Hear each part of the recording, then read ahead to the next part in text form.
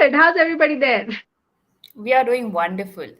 Well, Kalyani has been in the field of finance for over a decade, and she is now holding a senior executive position in an international firm, working in for international finance. That is an amazing thing. Handling home, staying in a urban city, managing work, an independent financial advisor, and also a mother who is looking after herself and her kid at the same time. So many caps in her, kitties. But one thing which is very near to me is that she is a very dear school friend of mine. I am happy and I'm very, very proud of her. And I'm also very honored that she took out time from her busy schedule and she is joining us for a very sensitive but a very lovely topic about financial independence of a woman. So today we bring in on a few chats about why financial independence is the most important thing post COVID. So, Kalyani, welcome to Baby Chakra community, and I'm very, very glad that you have joined me and by taking out time from your busy schedule. Hi, Pooja. Thank you so much. Thanks for the lovely introduction. And just a small correction, Senior Manager, International Finance. You said Senior Yes, Executive too. My boss might be but watching. no, it's absolutely fine. But for me, and you are a superpower mom. That is one thing.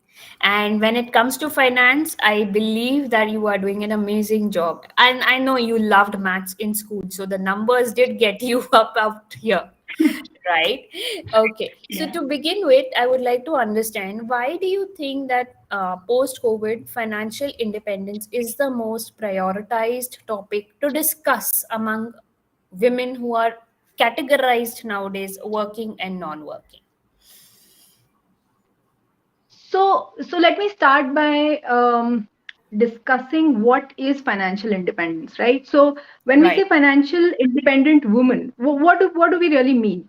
So I think that when you're able to kind of sustain your own expenses, your own living costs, you'll be called a financial independent Right. woman. Two steps ahead in this 21st century and say that it's not only a question of sustaining your own finances, but also of your dependents, be it your kids, be it your parents, your in-laws, any other family member, or wherever you can give support to, basically. That is what financial independence really counts in today's world. Now, you asked me pre-COVID and post-COVID. I think pre-COVID world was as usual normal. We didn't really realize how much financial security or financial planning really matters, right? So now what we've come to understand is things like medical insurance, things like having a safe emergency fund, or having a good backup emergency fund for times like this is really important. And we cannot really trust on a single source of income for that, right? We should have multiple sources of income multiple members, working members of a family, be it good enough investments, but any sort of source of income really helps in times like these. We've seen several jobs go during COVID, several businesses go down, and Right. it has made us realize that actually it's not just a question of a current financial sustainability that we talk about. Be it 5 years before, a woman would have felt that, all right, financially I'm doing good, my family is doing good. Do I really need to earn? But Correct. maybe during COVID, she realized that no, it would have been a better idea to start back then, because not only does financial independence grow a woman or grow any person for that matter, a Mm-hmm. world perspective, your own self worth, you realize in various ways. But the most important thing is the financial security, which Correct. has come out in during COVID times, and people have realized how important that is. So I think Right. that is one of the biggest eye openers of the COVID pandemic. Right. So you rightly said it makes a woman independent and her decision power changes. And she becomes self-reliant she becomes more confident in handling herself rather. Okay. But Kalyani, what are the ways in which a woman can be financially independent? Nowadays, we say that a working woman is to be labeled or tagged as a financial independent woman. But Our mothers who are homemakers, or our moms who are working in a very different perspective, I would call them self-reliant, and our mothers were our examples. So do you think that their traditional way of managing finances and our way, is there a difference? And how would you take us through it, like from that era to this era? We have come across a long way. So what would be your take on that? So, Pooja, I think our previous generation overall has done a fabulous job in handling households, raising kids, etc. And hats off to their hard work throughout, right? Having said that, I think we hear a lot of women of that generation sort of complain or sort of regret that when, if at all, they were given an opportunity, or if at all they could do it, they would have liked to go out there and make their own identity in the world, right? Correct. Financial independence is one thing, having your own identity, having your own contribution to the world, the growth for an economy, or whatever little contribution to the world that you can give matters, right? And after your kids grow up, after your household is running in an auto manner, you kind of realize that you do have time for these kind of things. And maybe it's nowadays we say that it's never too late, you can always start, but back then times were different, right? So, coming back from then forward now 30 years, I would say that the world has changed dynamically. And not Correct. just now, even in the future, they say that artificial intelligence is going to take up a lot of clerical jobs. We already see that software kind of things are already doing a lot of our work, right? We don't need to really do a lot of menial work anymore. So, when we see that the world is changing so dynamically, we say that the more jobs which will be sought after for humans are going to be skill based jobs, such as say a beautician or a decorator or a stylist or a cook or a baker, or various kind, and these are so women centric or women oriented jobs. So if that is going to happen, maybe 10, and these are all predictions, not really, we will see what happens. But since we know that this is going to happen, why not start now, start honing your skills? And there's always, be it a 9 to 5 corporate job where you use your knowledge or experience, be it a new novel idea in today's world, any idea is a good idea, any idea. Correct. and and Correct. and we see the most basic ideas growing. Here in Bangalore, I work in a fintech company, so my working knowledge is a lot of technical knowledge, a lot of stuff. But having said that, there are these very small niche areas in Bangalore which are being explored by women, and it's beautiful. There is a women organization which helps women learn how to drive in a Oh, very customized manner, which was shocking to me, but it really is the need of the hour. I get that. Yeah, we have on every field these days, like women have come up with designing interiors and all of that, and they have a good eye, they have a good sense of threads and all of that. So I would say that no idea is a bad idea. You go out there, you explore, and no time is a bad timing. Now if you're in a different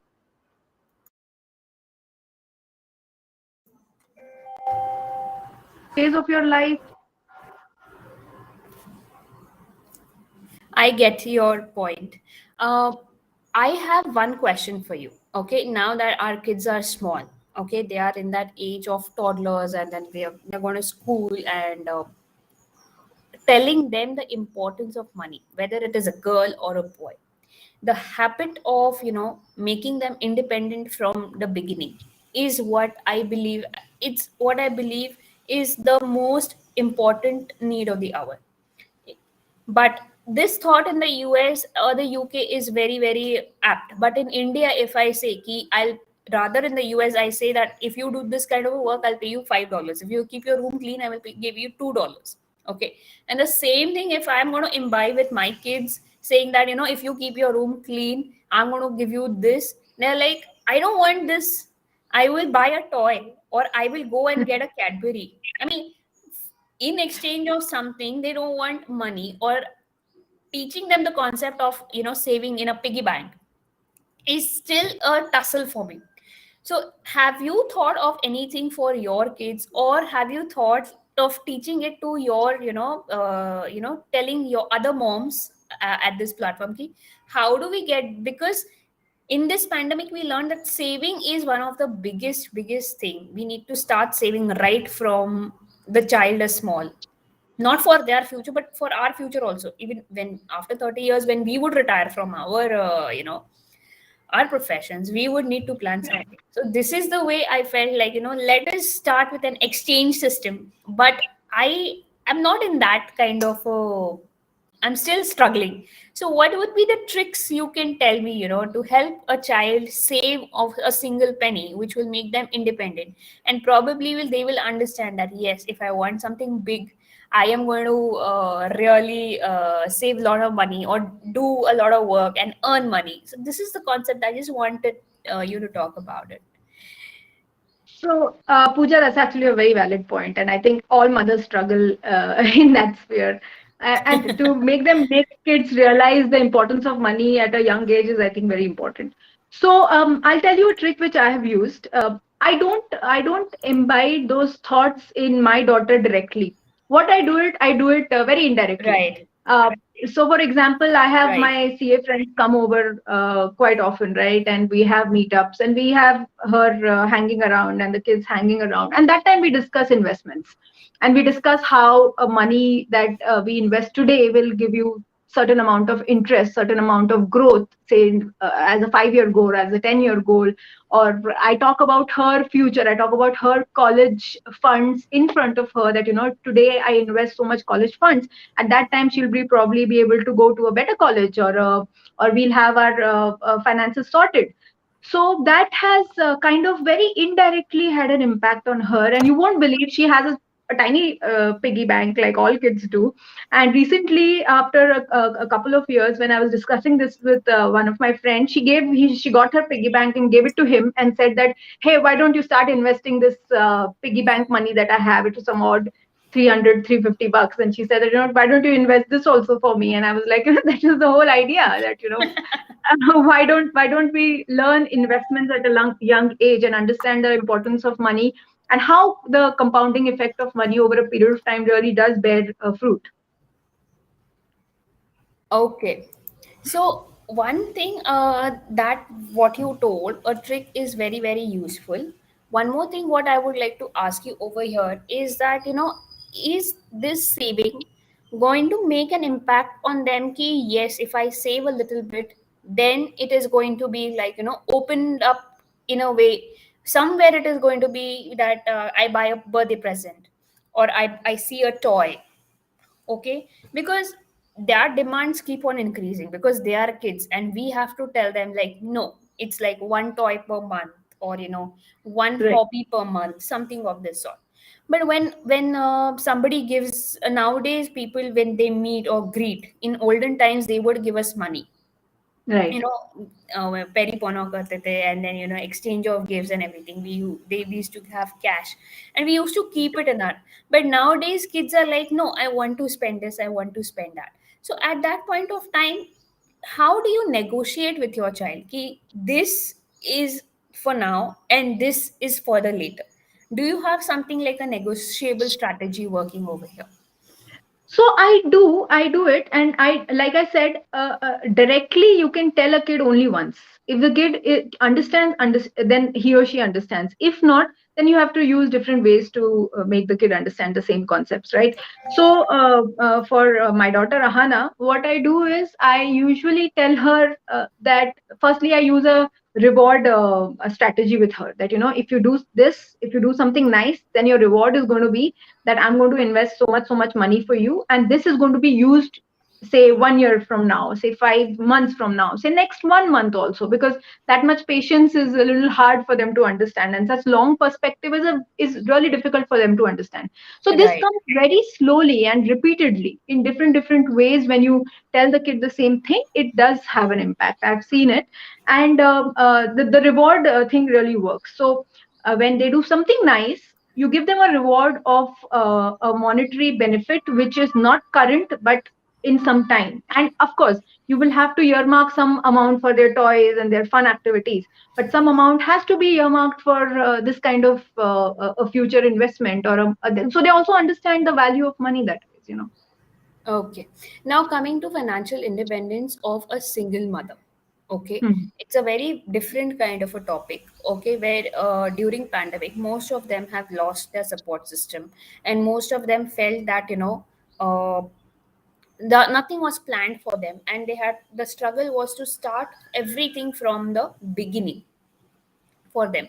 For single mothers, it was very, very difficult at a given point of time to start all over again. And faith, confidence was all lost. One second, please. Faith, confidence was all lost. So at this point of time, how does a woman rebuild from for herself from within, and choose the correct path, which may think would be very jerky, would be very jittery at a given point of time to begin with, but she will be definitely going up the ladder over a period of time. So in this part of it, what would you like to talk about as a single parent? So, Pooja, this is a very difficult topic to discuss because I think the mental strength that these women need to have is unparalleled. Yeah, having said that, I think let's, for the sake of argument, call them in two different categories. One would be a, a single mother who has educational backing or an experience, work experience. For them, I think it's a slightly easier path because today in the world if you have a degree by your side and if you do have an experience, then the world will accept you more easily than if you don't. I mean, that is a fact. There's no Right, one denying it, right? So, right. be it whatever degree, I would not go ahead and say that you have to be a doctor or an engineer or something that is, no, it's not necessary anymore. You can have a good degree, you can have good communication skills, you can even hone your current skill set. If someone's told you that, you're good at marketing, go ahead, do a small course, go speak to a couple of people and go start a job. If you've not done a job, if you only have a degree, start now. There are options available, people are ready to take you. If you have an experience, well and good, you can go ahead and you can start your job again. um, for somebody who already has a qualification and career option, there are people willing to give you a chance, and you grab the opportunity you get. Be it less income, be it not the job of your choice, but you Correct. start somewhere. You start somewhere, and you're full of you have full of options available in the world today. You can't be upset saying that this is not what I wanted or this is not what you just grab what you get and you can grow from there. You really can grow from there. Right. So that is I one get thing. And you understand your strengths and weaknesses over a period of time, and you understand, okay, this is where I will grow in the future. that. You grab that. For people who don't have these skills, it's slightly difficult, right? Because not just in terms of, just hold on one second, please. I think there is some.